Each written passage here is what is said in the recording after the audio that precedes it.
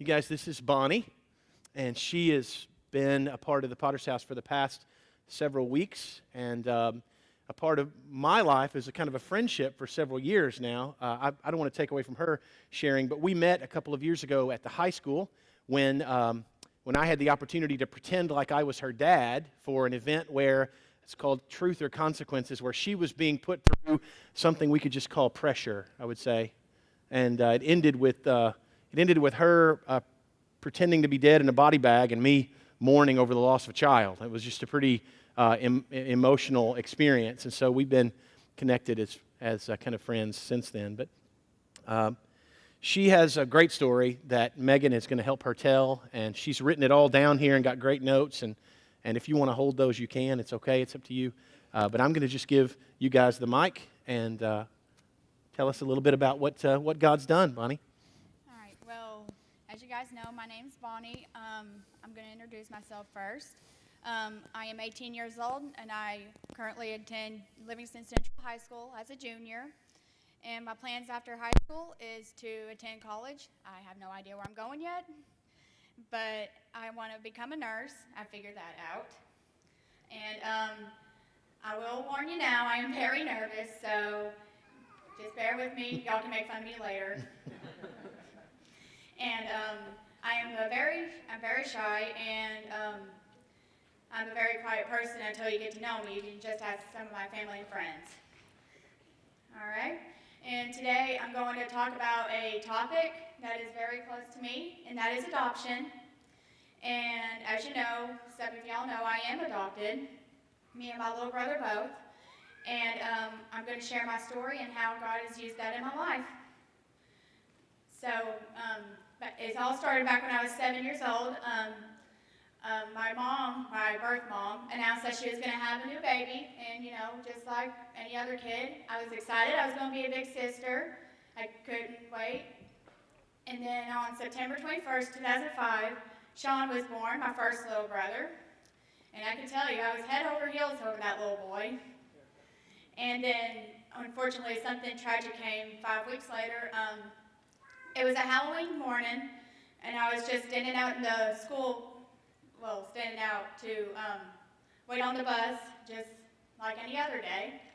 And then all of a sudden, my mom calls me and says, "You need to go check on Sean." My dad was a truck driver at the time, so therefore, he wasn't home. He was on the truck.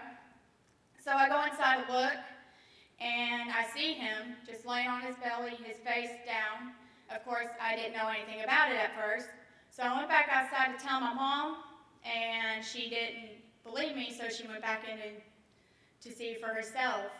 Then about 5 minutes later, she comes out, holding him in her arms, saying, my baby boy, he's not breathing," and is crying.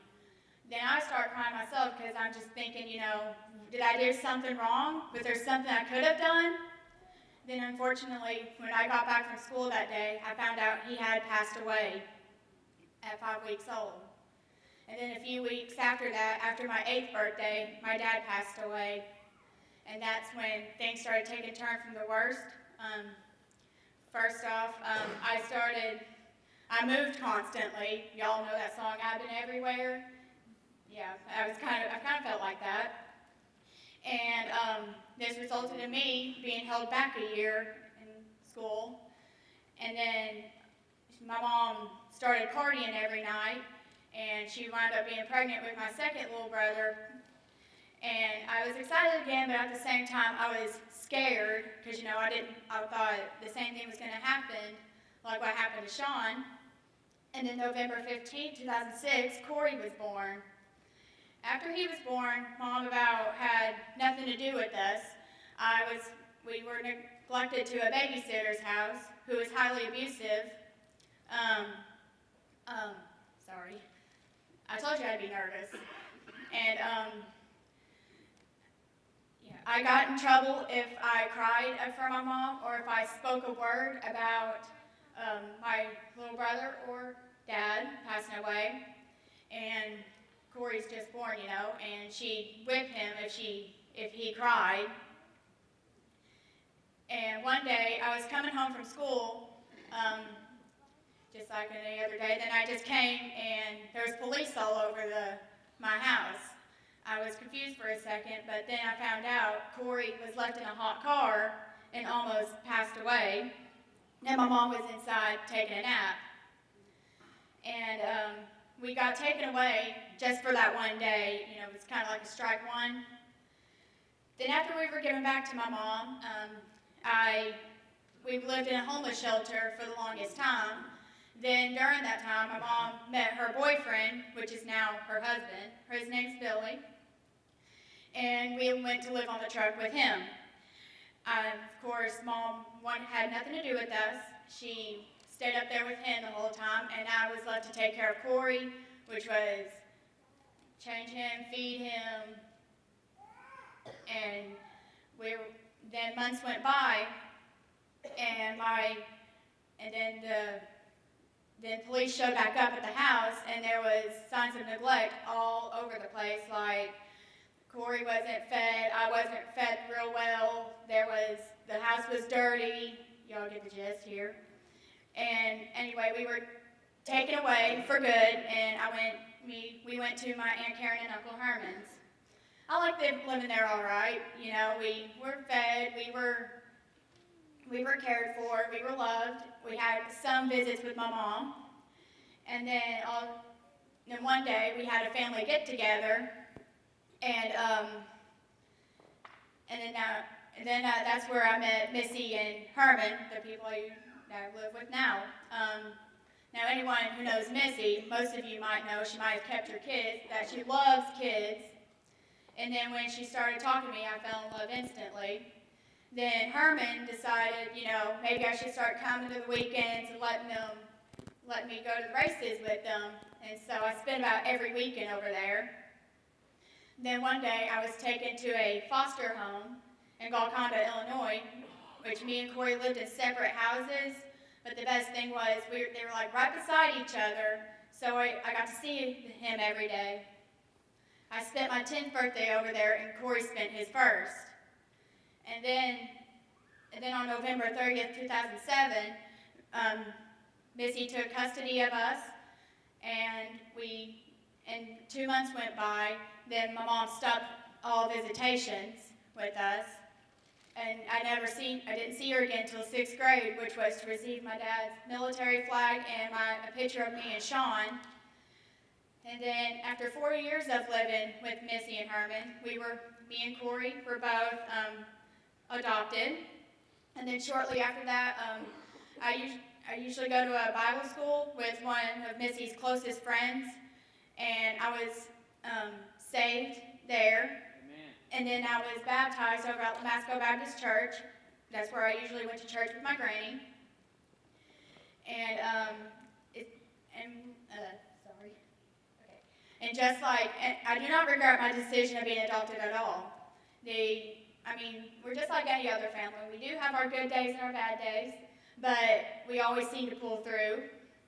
And God has blessed me with so many ways I couldn't even imagine. Now I'll tell y'all a little bit about Corey. When Missy got Corey, we found out he had this disability called a duplication of chromosome 7. Like, he can learn stuff, it just takes him a little bit longer to process something.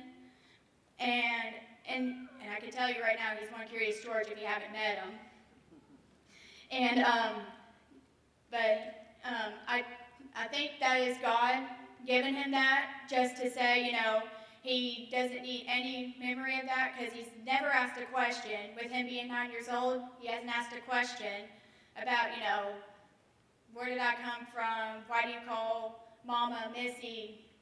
Whatever. He hasn't asked any about that, and I just think that's God saying, you know, he doesn't need any memorization of what happened back then, and just know that he's had a better life than what he would have had.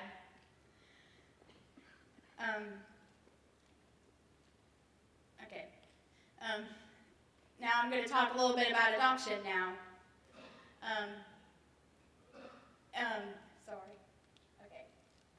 I kind of think my side about it is it doesn't matter if a child was born in the hospital or just taken out of the foster home. a mother and a father is worth more than money could ever buy.